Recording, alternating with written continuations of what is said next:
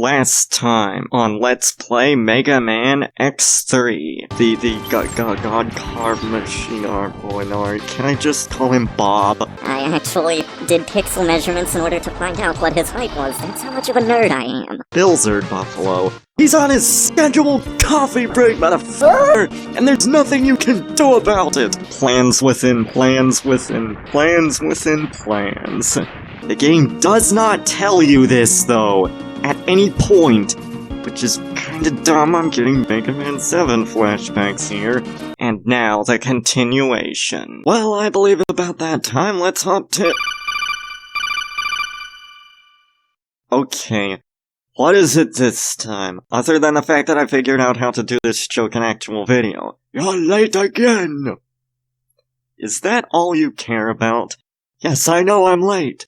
And I'm here to purge your existence from the internet, you lazy Art. You live under a false hope that the fourth wall will protect you, but I see it all with a deadly attention to detail. Yeah, I'm okay, I think we're just gonna ignore that deranged and your empire is mine. Because it's probably not good for your health. To death. Anyway, Everything you this is the stand for is a Mississippi lie, and all the internet stays you for what you are. Play A Mega Man disembodied X3. voice. And in the last I don't know how the episode, we internet cleared can the see that. intro It's a stage voice after and all. the first Point two is that you're Mavericks. full of And it. I'm here in Give me Blizzard Buffalo everything I stage. have. Sorry, Billzard Buffalo. Gave you the right to ignore And us. it's actually Doesn't called the matter who Frozen we Town are. stage. What I'm matters is sorry I our didn't plan. really I'm talk about begging that in the you, last episode, sucker. but You I'm here have to no get a moral Horde high tank ground. and I then will move show on. that to you. But anyway, I think it's time to discuss something that I didn't really get around to discussing in the last episode, because there was just so much to talk about. The art music is actually pretty decent. As for what Tunnel Rhino's stage is, I don't really know. Cause, like, the thing is... I tried looking at the compendium of Rockman Hex, which is the source of the Frozen Town stage in the previous episode, well, that we tackled in the previous episode, I just couldn't really find that out. It's kind of annoying, but like, I will provide stage information and the info cards for each game that, or rather for each Maverick to potentially find information on, but like, I tried looking it up, and since I don't speak Japanese, I had a bit of a problem finding that out.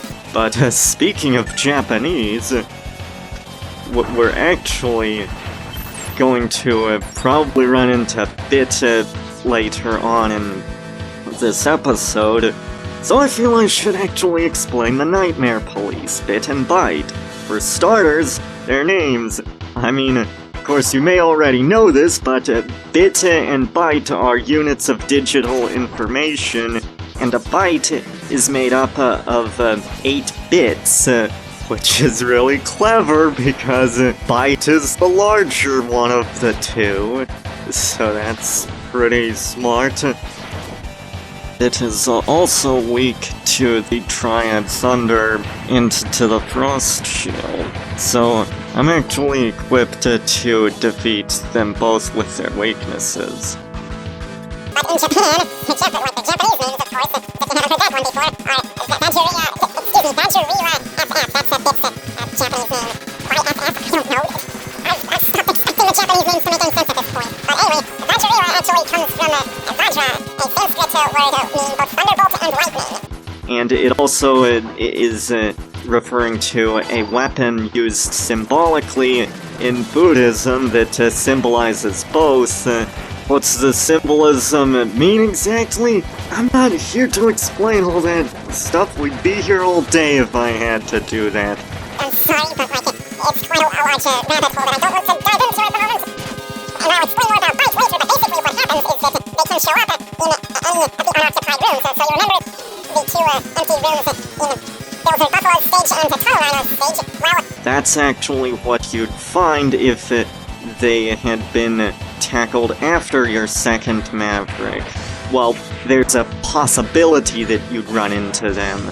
You wouldn't necessarily run into them, because it seems to be random what stage they show up in, and they can show up in any And of course, since we're going to see all of the rooms, I'm not actually going to show myself fighting them in all rooms, because that doesn't really make much sense. Another aspect about them is that if you beat them without their weakness, then you actually trigger a different boss fight in the Doppler stages. I'll go over that more in depth later, but you have to beat both of them with their weaknesses in order to trigger a different boss fight.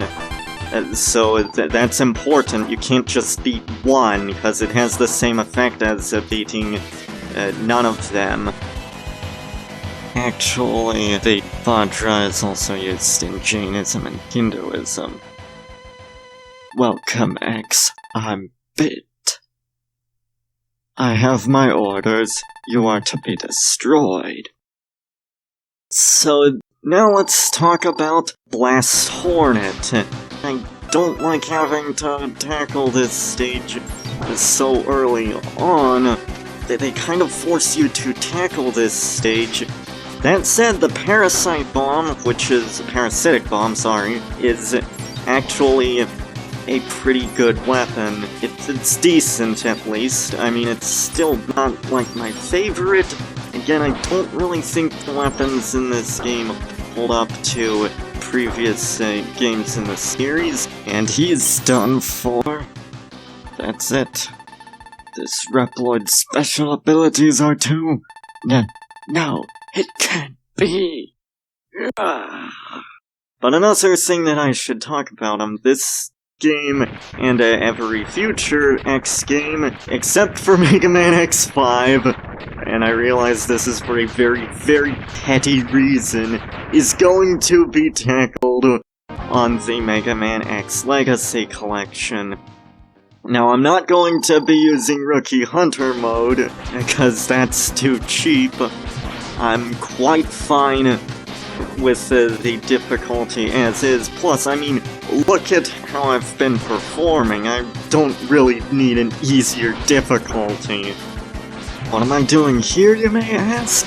Well, I'm here to show off what happens if you beat Bit without his weakness. It's actually a very fun fight. I like dodging him, and it just sort of feels exciting, and I just love fights that test your agility. This very much is one, but watch out for the rings he throws. Those can trap you. They don't damage you, but they do trap you, and that opens you up for damage, especially since he's so fast, but he's still fairly easy. A bit of a minor complaint I have with the Bit and Bite fights is that you're kind of forced to fight them. It is not possible for you to contain so much power. The next time we meet, the result shall be different. And we're back here in the regular stage, so another interesting fact about Blast Hornet, his Japanese name is Explodes Hornet. I don't know the actual, you know what? The Hornet part doesn't make any sense, but why isn't the English word explodes instead of explode? That's ridiculous. It's like how there's a different form for pronounce versus pronunciation. It's like, why can't we have pronunciation or pronunciating? I mean, we have terms like enunciate and enunciation, so why not pronunciate and pronunciation? That's just kind of ridiculous. Also, he's based on the Oriental Hornet, which is a very interesting animal because it's one of the only ones that can actually photosynthesize. It uses a chemical in its cuticle called xanthopterin to generate an electric potential in the presence of sunlight. It's pretty neat, actually. It's a very fascinating species, and no other insect is like that, at least not to my knowledge. And it's actually a fairly exciting fight, but it can be tricky, if you're not prepared for it, it can very easily get out of hand, but I've practiced this fight and I've pretty much got the pattern down, so it's actually very easy for me. But I should also talk about what this does to the next stage we're going to, Gravity Beetle. It actually causes a bunch of crates in Gravity Beetle's stage to go away, and that's basically it. It just clears out some crates in Gravity Beetle's stage, but the weird thing about this stage change is that, like, there are some planes in the background of Gravity Beetle's stage, and if you beat Gravity Beetle, as you saw earlier, there was a plane that showed up in Blast Hornet's stage. Well, the plane, I guess, takes boxes to Gravity Beetle's stage, and if you beat Gravity Beetle's stage, then the plane doesn't show up at all in Blast Hornet's stage. I'm not sure how that works. I got nothing. That's just, like, how's that possible? Causality is a thing, you know. Like, why isn't it just one or the other? That makes no sense. It's like the whole chicken and the egg thing, which, for the record, the egg is actually older than the chicken because there were eggs before there were chickens. Another thing that's I like about this game, like, I do think that it provides some pretty fair challenges. I just don't agree with the people who say that, like, it's unfair. Like, it's tough, but the patterns of the robot masters, well, these mavericks, I mean, they're actually very tricky. They're not super easy, but anyway, the parasitic bomb actually freezes a lot of enemies, and for some, it actually traps them and, like, it causes them to fly into other enemies. Also, I'm tackling Gravity Beetle's stage so that I can get the Prod Armor. The Prod Armor is actually my least favorite of the Ride Armors, but the reason I'm getting it is that it is kind of necessary to get an upgrade that will be getting soon in this video. And I didn't tackle it sooner because, well, the game forces you to get the regular Ride Armor first, which is kind of dumb. And that side of this game is not without problems. The normal Ride Armor is found in Blast Hornet's stage. And now we have the normal Ride Armor, so that means we can get the Frog Armor. That's what I just did. So I should also talk about, more clarify what my opinion on the music is. A lot of people have criticized the music for being generic, or like that it's kind of repetitive, and like, I understand why they say that, but like at the same time, that doesn't necessarily mean a soundtrack is bad. Like, I'd also say the same thing about the first game's soundtrack. It is kind of samey, but I still enjoy it. Now, granted, I do generally prefer more diverse soundtracks, like Mega Man X4 has my favorite soundtrack, and that's fairly diverse. Like, I would argue Cuphead has a very samey soundtrack, but its soundtrack is ear nectar. It's just glorious. Enter this capsule, X. Install this arm chip. This chip will increase your attacking abilities. The chip allows damage to your system to be transformed and converted to weapon energy. You will be able to use it to rapidly shoot charged attacks. Remember, X, your system can only handle one of the 4 enhancement chips. Enter this capsule only if you are sure you want to use this chip. X, you do not yet have the part this chip will be installed in. Please return after you find it. And so now let's actually show off what that part is. Now, this actually grants you the hypercharge, and that's pretty alright. It's actually not very good. I prefer other upgrades.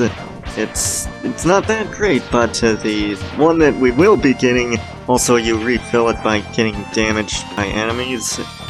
The other upgrade that we'll be getting actually in this video is something that I find much better. As I've said, like, That's one thing that this game introduces. There are 4 pink Dr. Light capsules, and these grant special upgrades to the regular upgrades. That's pretty neat. They give you the ability to do things that you wouldn't be able to do normally. And I'll basically just explain what all of the parts do later, but you can only get 1 at a time, and once you get that one, you can't swap it out with anything else. You're stuck with it for the rest of the game. So here we are fighting Gravity Beetle, and his Japanese name is Gravity Beat Bood. They keep coming up with strange Japanese names. If you defeat him, he gives you the Gravity Well, and it kinda sucks. It's by far the worst weapon in the game. I'm not even sure how you're supposed to damage enemies with it. It's known in Japan as the Bug Hole, which is a bit strange. But that does give you a clue as to what it's good against. It's the weakness of Blast Hornet, and basically it shoots out like a sphere that like produces a gravitational field, but that like it's not very good at actually damaging enemies. You can also charge it up to have an upward gravitational field. The annoying thing about this game is that so many of its upgrades are blocked off, and that feels really annoying, because I like being able to get upgrades in any order I please in a Mega Man X game. I mean, like, sure, it's not a big deal if they require you to get the leg parts first, but like, still that's annoying that like we're almost nearing the end of the cycle of the Mavericks before we get to a really, really good upgrade, and I don't know, that just feels kind of bad. So I'm here in Gravity Beetle stage again to show off of what the stage is like without the stage change. As you can see, there are plenty of boxes that you have to maneuver around. And that's about it for the stage changes. So, yeah, now we've got the Gravity Well, and because we have the frog armor, that means it's on to Toxic Seahorse's stage. And in Japan, his name is Acid Seahorse. Sounds like the name of his army rather than his own name. That seems like it would be a decent choice for, like, some sort of army, but not of a person or of a robot. That just seems kind of like an odd choice. I mean, it's not as weird as plenty of the other Japanese names we've seen, but it's still kind of strange. And this stage is actually one of the best in the game in my eyes. It's just got a nice speedy flow to it, and it's full of cool platforming challenges and some decent combat as well. I actually like it. So, I feel I should also explain the armor parts in X3. So, like, as you can tell, the leg parts, of course, allow you to dash straight up, and they allow you to air dash, and that's pretty cool. The other parts include the arm parts, which allow you to shoot 2 charge shots just like in X2, but you can also shoot a combined charge shot as well. I'll talk more about that later, but the body part is actually different from most others in the series, because in this, it actually provides you with a shield that, like, protects you for a temporary amount of time after you get hit. The shield in question reduces the damage you take by 50%, I believe. Also, we can get the Kangaroo armor in this stage. The Kangaroo armor is basically just like the regular X2 ride armor, except it can't glide, and its charge attack is just a fist, like it extends its clawed fist instead of like dashing forward, but it's still very similar to the one from X2. Anyway, the head part actually provides you with a map of the stage you enter, provided it's not a Doppler stage, which we will be running into sooner or later. I actually really think the head part, while it's not really that great, it is still, I think, the best head part in the series so far.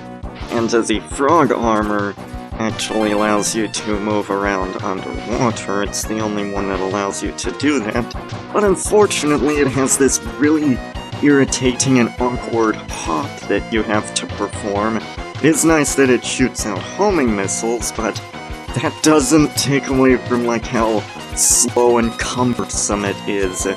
Like, it can take forever to get where you need to go. I don't really like it.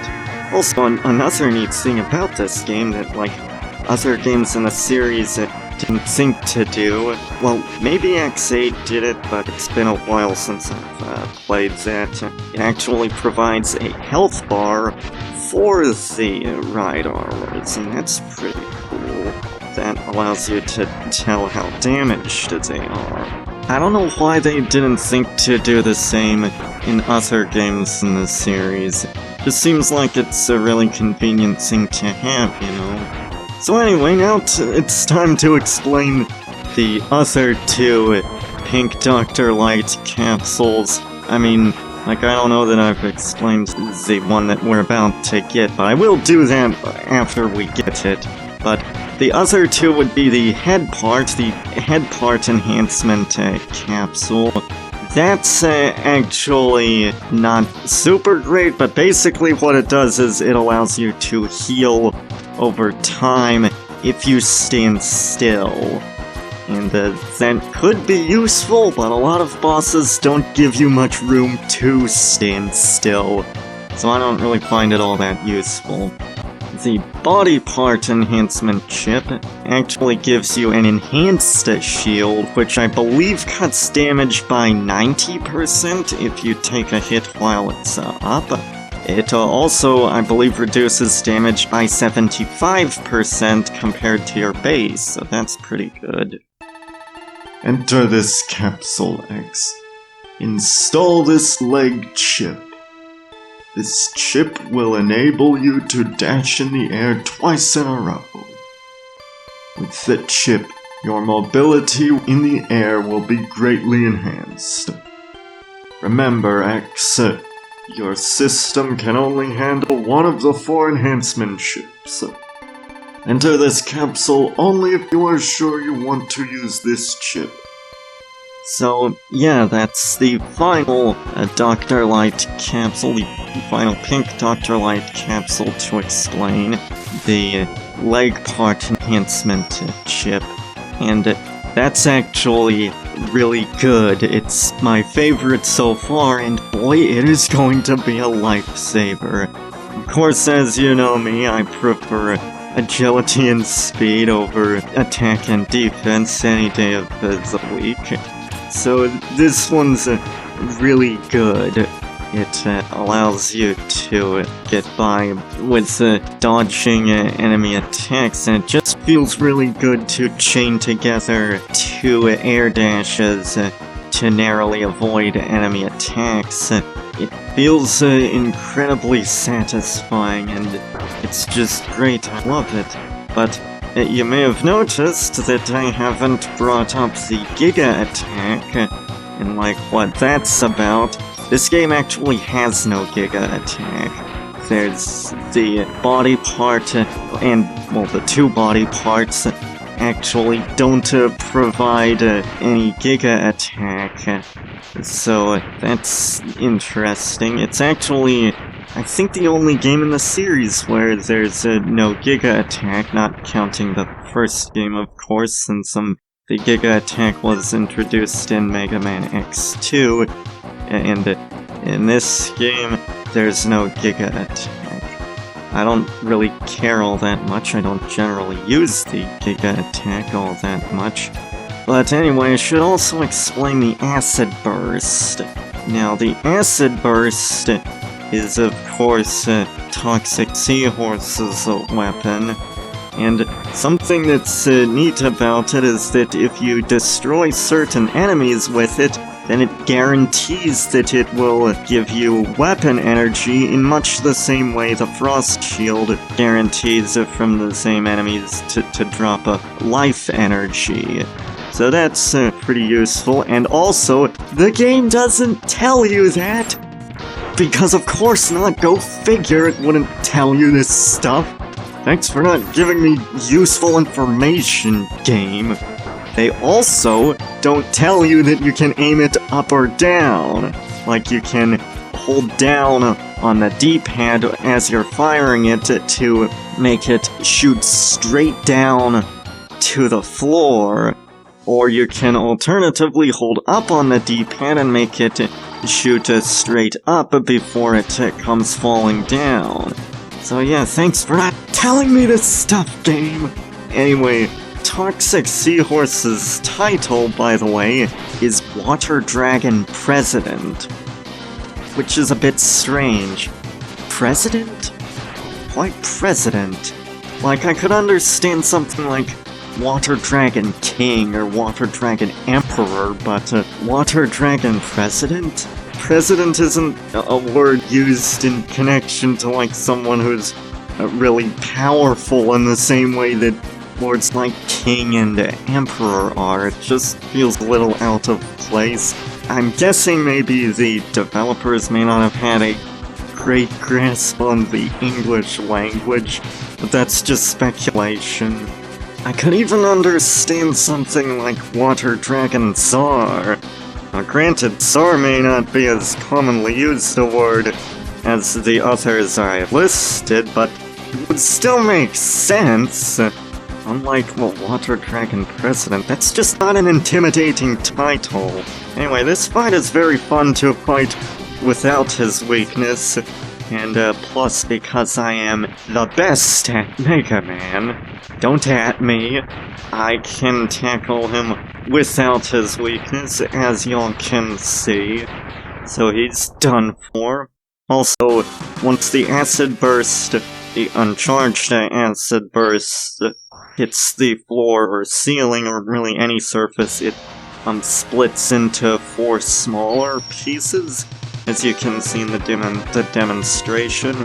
But that will have to be it for this video. This is the Mississippi King, signing out, and in the next episode, we will tackle the remaining 3 Robot Masters, or Mavericks, and get more upgrades. See y'all then.